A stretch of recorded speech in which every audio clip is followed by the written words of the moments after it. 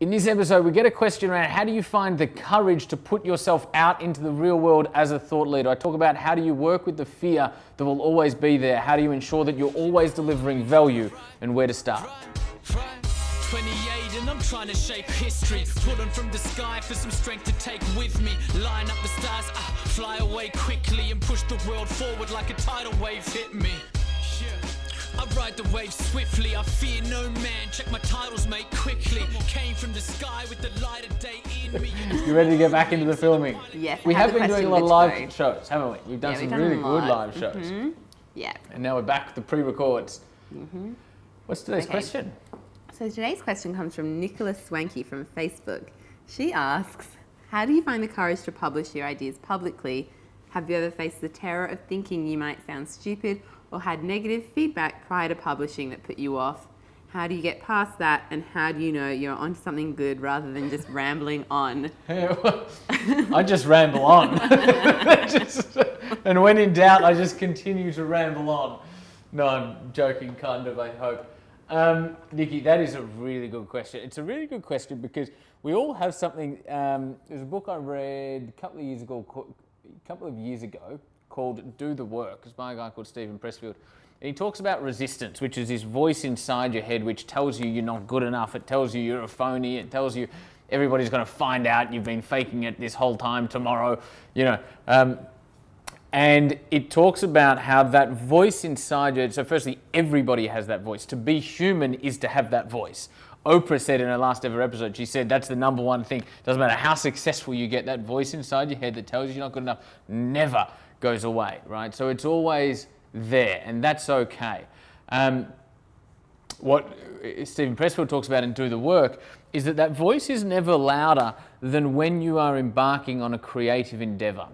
And so Steven Pressfield used to be a Hollywood sort of movie writer. Today he writes books and does a whole bunch of stuff. And so he talks about, business, for instance, is a hugely creative endeavor because we start with nothing. We start with a blank canvas, and then with our hopes and our dreams and our skill sets and our capabilities, we paint onto that canvas in the hope of developing something great, right? And so in doing that, we are creating something from nothing. And whenever you're creating something from nothing, i.e. not following a set structure that somebody else has given you, Jack, go and do this A, B, C, D, and I'll catch up with you on Tuesday, make sure you do this, because that's what you get when you're an employee. You have that structure, you have that accountability. When you're a business owner, you don't, right? And so it's all a creative endeavor. As such, resistance, that voice inside your head, will be incredibly loud saying you're not good enough. And then it's even louder when you go to put yourself on a platform, be it in front of a camera, be it on a stage, even writing a blog post, right? There's a lot of people, in fact, almost everybody probably feels a lot of trepidation when they start blogging because there's so much of you in it, hopefully. There's so much of you in it that putting it out there is a really vulnerable, courageous thing to do. So number one is recognize that it's normal. Recognize that this voice inside your head which tells you you're not good enough will never go away. And recognize that to step forward even with that voice going on is the ultimate victory. The second thing is it's not just that number one in and of itself isn't enough just by itself, right? It's not just enough to go, well, I'm scared, but Jack told me to ramble on, so I'm just going to write a whole bunch of shit regardless of how good it is, right? That's not really what I'm saying. Number two is you do need to have something meaningful and valuable to say. And that means having a depth of knowledge. It means being well researched. It means having well-rounded thoughts and ideas and not being, married to one side of an argument. And it means being able to articulate it effectively. So if you're not there yet, I'm not saying start blogging today even if you're genuinely not ready.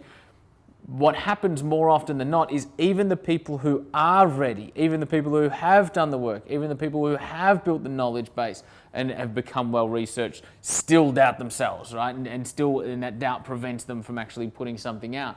And so put in the work, and sometimes the work can take years, right? In fact, the work does take years in order to become somebody that can add a huge amount of value to an audience, right? And so recognize that the voice inside your head that tells you you're not good enough will never go away. Number two, have something great to say. And then number three is just do it. Once you've done the work, once you understand that the fear will always be there, step forward into it and just start. The best way to do that is to start small. Start with one blog post, start with one video, start with one whatever. The biggest barrier to progress is perfection, right? And so if you're waiting, and I even do this today, particularly when I'm writing on the education system, right? Because I've become so well researched in it. I've read so many reports. I've got so many views. The views are so close to my heart and I think are so important to the world that it takes me a long time to write an education blog because I always, Rosie's going, I've owed her one for like a month or longer. Because I just want it to be perfect, right? And so that always happens, but understand that you want to be able to progress, and perfection is the enemy of progress. So just make sure you get it, start small and do it soon. What do you reckon, Rosie? That was a good episode, and I agree, and I hope that this spurs you to write that education blog post. Rosie's just going to use that entire episode as an excuse for me to deliver her this education. The other thing with education is that it keeps changing every 5 minutes in Australia at the moment. So it's hard to form a view that is still relevant and actionable, even a month from now with everything that's going on in the government. Anyway, that is another episode. We will talk about that. Don't you worry about that. Guys, in the comments below, what I want to know is this.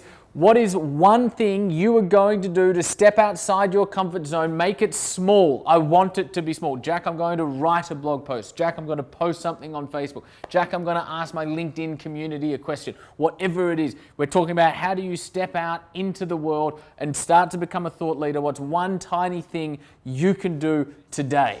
In the comments below.